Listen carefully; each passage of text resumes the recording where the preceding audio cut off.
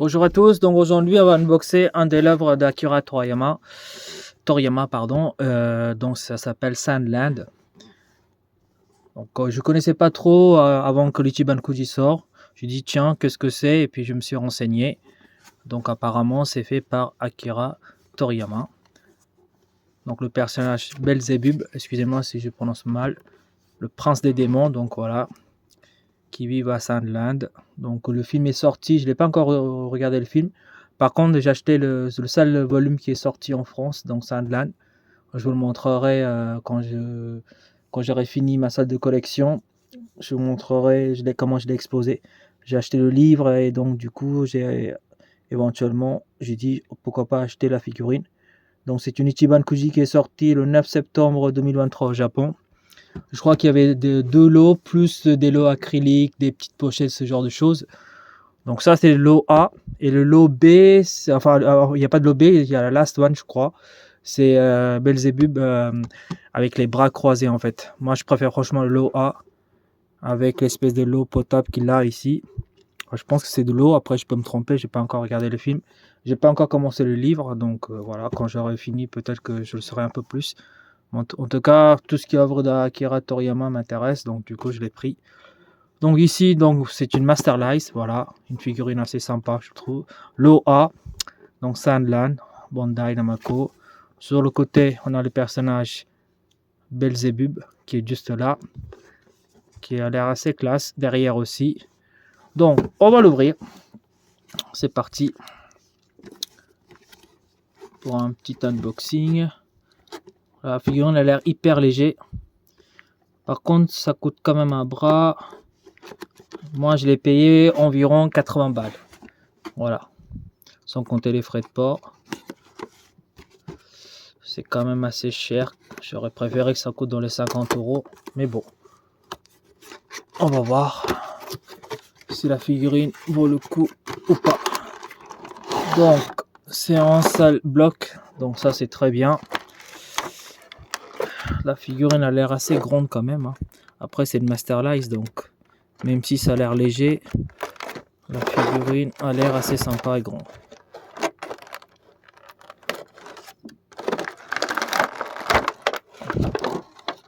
Donc ça, c'est le socle. On verra si on a besoin ou pas. Pour le moment, je laisse de côté. Donc, on a la figurine en deux parties. Un seul bloc et la queue séparée qui est juste là. La queue du personnage. Hop. Je le sors. Je vais passer d'abord la queue et puis on va regarder ça ensemble.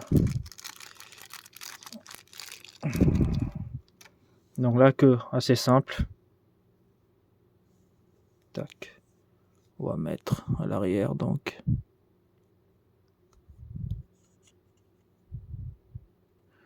Alors attendez. Je pense qu'il y a une façon de le mettre. Pas comme ça.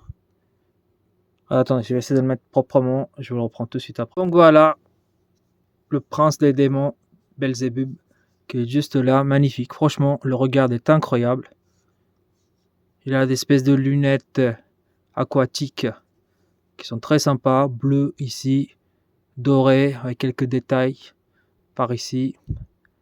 Et puis ça doit être noir qui est attaché à sa tête. Les cheveux sont nickel.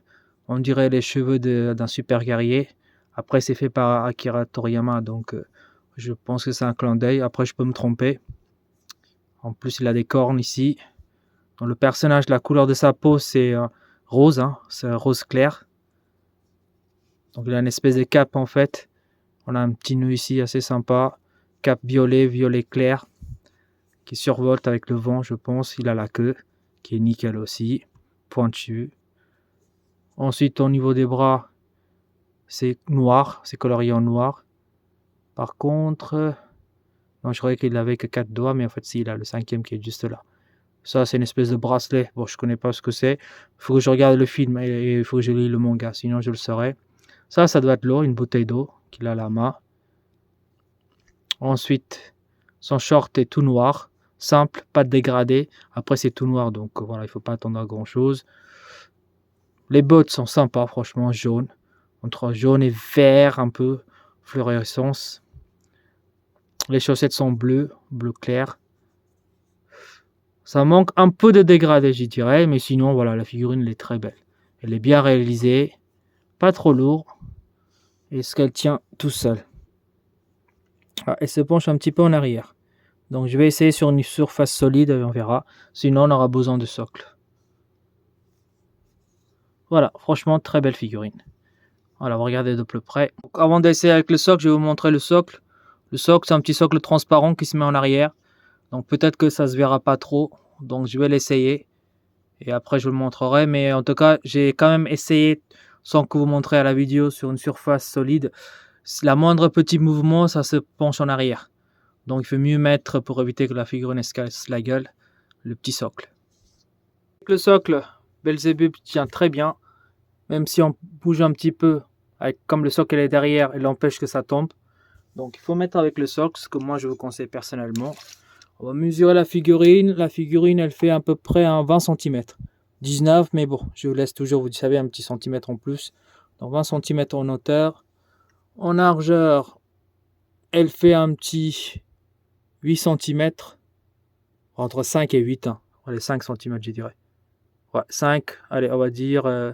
Ah oui, il faut pas oublier que la queue, même si elle est derrière, elle se penche un peu sur le côté. Donc on va dire 10 cm pour être large.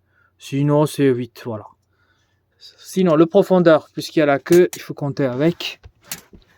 Donc, je dirais avec la queue 10 cm. Voilà. Une belle figurine, une belle réalisation. Je vous laisse admirer encore et puis je vais tourner en 360 degrés. Je vous laisse admirer la figurine.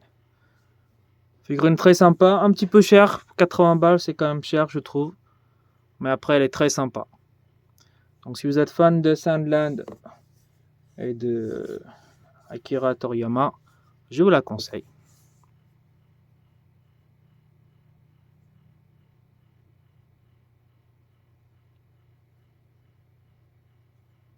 Voilà, elle est vraiment très sympa, très belle.